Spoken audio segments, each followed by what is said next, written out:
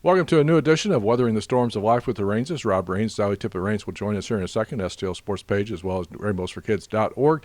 We've been giving you these quizzes now for a couple of weeks about the Cardinals and some of their Hall of Fame members. Going to get to some questions about Bruce Souter here in a second, and as well as Sally's words of wisdom. Hopefully everybody's been enjoying those as well as the quizzes. We appreciate all the feedback and comments we've got from people that you are enjoying them. Hopefully you're finding the questions kind of a mixture between some hard, some easy, and some hopefully just kind of separating the true Cardinal fans from everybody else. So hopefully that's been fun and enjoyable for you as we get through this quarantine period together. We're coming to you from a different part of the Rains household today. We're going to show you off something. Since we're talking about Souter and we talked about the Whitey Herzog yesterday, we wanted to show a jersey that we've got here hanging on the wall in one of our rooms. It's autographed by 14 players and Whitey Herzog, members of the 1982 World Championship Cardinals. We had a lot of fun, obviously, covering that team and then staying connected with a lot of those guys over the years. So one of our possessions here in the house. Speaking of Whitey, I forgot to mention yesterday, I said as we were doing through the questions that I was going to give the story of how he got his nickname,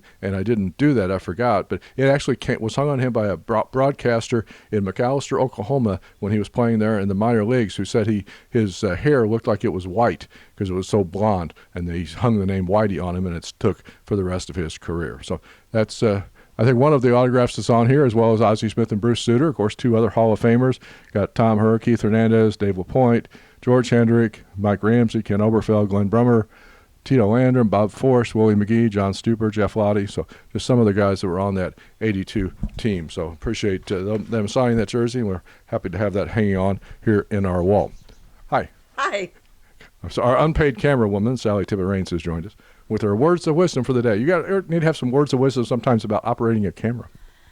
Well, my words of wisdom actually would fall into operating a camera and actually even doing these things, which is way out of our comfort zone of doing these trivia shows together. But we just wanted to do something to help people pass the time. So my words of wisdom today are, be not afraid. Don't be afraid. Very appropriate at any time, but especially right now. Right. And I read somewhere where it's said so many times in the Bible, it said one time for each day of the year. Haven't counted that yet. But there's a lot going on, and we personally know a couple people having surgeries today and different things going on with different people, and I just encourage you, don't be afraid, and actually we watched that, we're watching the Roosevelts, the PBS a couple weeks behind, but we're catching up, yeah. And FDR actually was the person who first said, the only thing we have to fear is fear itself, and I think sometimes that's true. We're afraid of what might happen, and it might not even happen. So as we enjoy our time being safe at home, let's just remember to not be afraid, not be stressed out. Just let it go and center yourself, have fun, and let's do some quizzes. Sounds like a great idea to me. So we'll go on with the questions about Bruce Souter, of course. We'll start with question 1, mentioning the 82 World Series. Who did Bruce Souter strike out to clinch the win in Game 7 of the 1982 World Series against the Brewers? I'll do the second one. All right. What was the key pitch Souter learned in the minor leagues which allowed him to reach the majors with the Cubs and become a Hall of Famer? Okay. Very famous for that pitch. Exactly. Okay, we don't usually do a lot of these, but this is going to be a true or false question because I thought it lended itself to that category. When Bruce Souter was elected to the Hall of Fame in 2006, he became the first pitcher to earn election who never started a game in the major leagues. Is that true or false? Okay, question number 4 about Bruce Souter. In his career, did Souter save more games for the Cubs or for the Cardinals? That's a good question. Thanks. Question 5. Bruce Souter was born in Lancaster, Pennsylvania, which also happens to be the hometown of one of his Cardinal teammates from the 1980s. Who was that teammate? It's really weird how sometimes there's two people from a town. Yeah, we had Ken Griffey Jr. and Sam Musial from Donora, Pennsylvania. Yeah, Speaking and there's a lot of other ones, people that come from the same high school, and it's just really weird. Ozzie Smith and Eddie Murray. Right. Yeah. Number 6, in his 4 seasons with the Cardinals, Souter led the National League in saves 3 times, missing only in 1983. Who led the league that season? Okay. Question 7. In a famous game against the Cubs, Wrigley Field in 1984, Souter gave up 2 home runs to Ryan Sandberg. That feat overshadowed a Cardinal player hitting for the cycle the same game. Who was that? Okay. Number 8. Who did the Cardinals hire as their pitching coach in 1984, based in part on the success he had working with Bruce Souter when he was a pitching coach for the Cubs. Okay. So who did the Cardinals bring in as a pitching coach? At the time that he retired, this is question 9, at the time that he retired in 1988, only 2 pitchers had more than Souter's career total of 300 saves. Who were they? Obviously, a lot of guys who've gone on to have more than 300 now, including Trevor Hoffman with more than 600. But at the time that Bruce retired, only 2 other pitchers had more than 300 saves in his career, in their careers. Last question about Bruce Souter. How many years was Souter on the ballot for the Hall of Fame before he was selected? Okay. So now we will go through the answers to the Bruce Souter questions. Hopefully you guys are going to go 10 for 10. How did you like covering Bruce Souter? He was a great guy. I mean, I was with United Press International at the time. It was before I went to work at the Globe, so I only did the home games, didn't travel, so didn't see him as much. But he was one of those guys who was definitely an old school guy. And one thing I appreciated about him, he was always the same no matter what happened during the game. He was always at his locker, always available, always answering your questions, and never was in a hurry to leave. He was it was a different era, but the guy, especially the veteran guys back then, hung around well after the game, just sitting in the locker room talking baseball, maybe enjoying a cold beverage or two at the same time.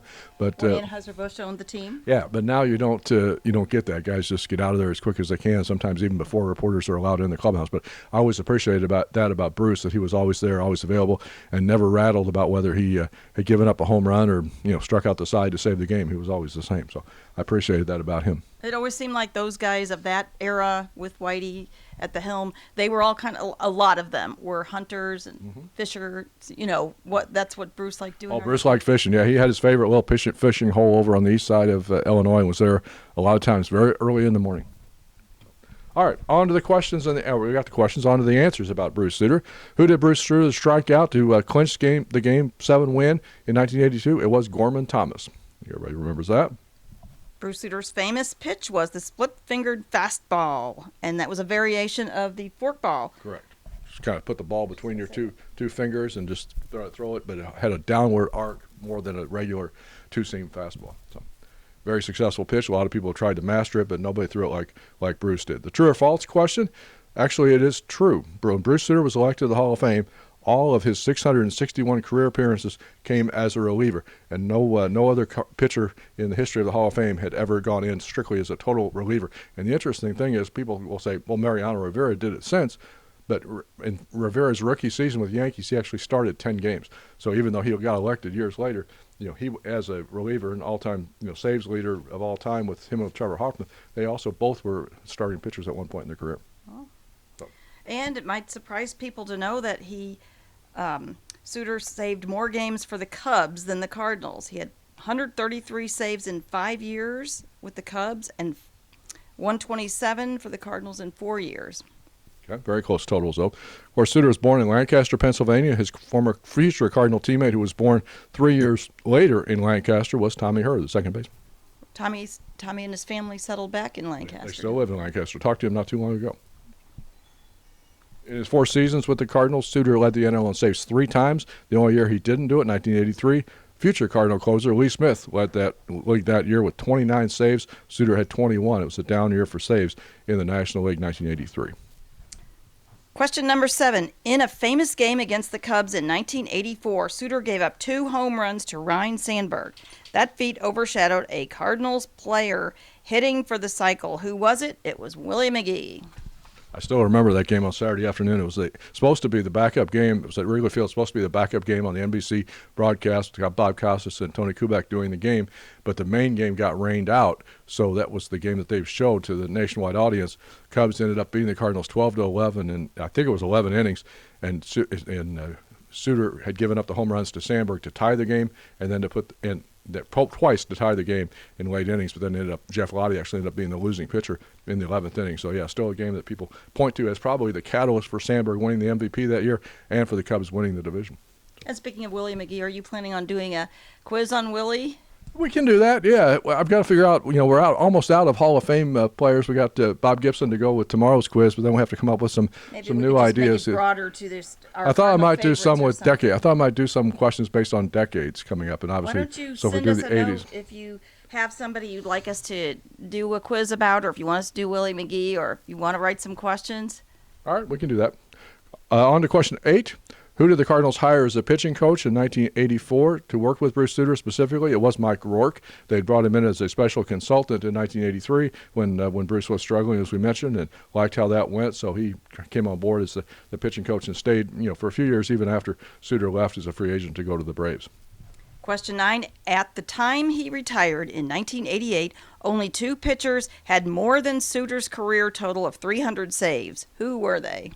Raleigh Fingers and Goose Gossage. Of course, Gossage wasn't done at that point. He was still pitching, but had already, I think he had 302 saves at that point. So he went on to get a few more over his Hall. Both of those guys, of course, also in the Hall of Fame. And then how many years was Souter on the ballot? It was 13. At that time, you could be on the ballot for 15 years. They've now since reduced that to 10. But Bruce got in his 13th year of eligibility. Still very hard for relief pitchers to get in the Hall of Fame. A lot of people kind of put them in a special category, and I don't really, kind of like a DH, and I'm not sure why, but luckily Bruce Souter is in the Hall of Fame, and they can't take that away from him. So hope you enjoyed today's quiz and the jersey. We'll be back tomorrow with another edition of Weathering the Storms of Life with the Ranges here on STLSportsPage.com, rainbowsforkids.org.